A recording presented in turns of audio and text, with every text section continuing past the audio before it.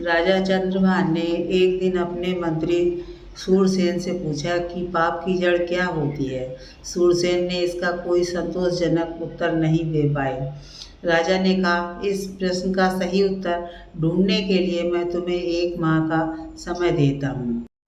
यदि दी गई अवधि में तुम सही उत्तर नहीं ढूंढ सके तो मैं तुम्हें मंत्री पद से हटा दूंगा।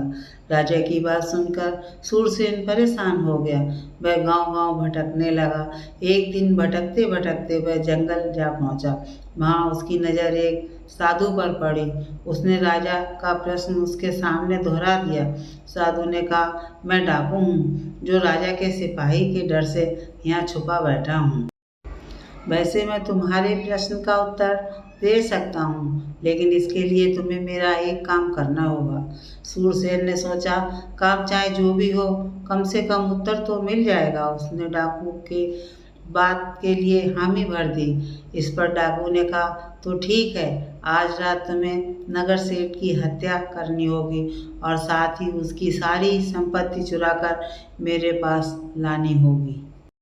यदि तुम ये काम करने में सफल हो जाते हो तो तुम्हें प्रश्न का उत्तर बता दूंगा।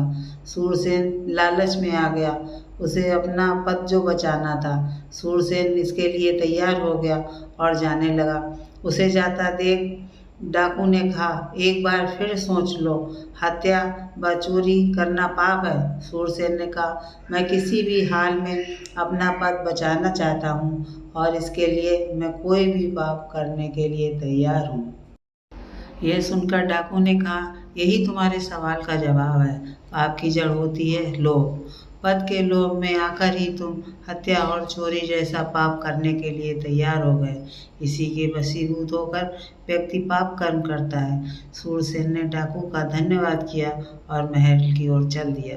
दूसरे दिन दरबार में जब उसने राजा को अपना उत्तर बताया तो राजा उसकी बात से प्रसन्न हो गए।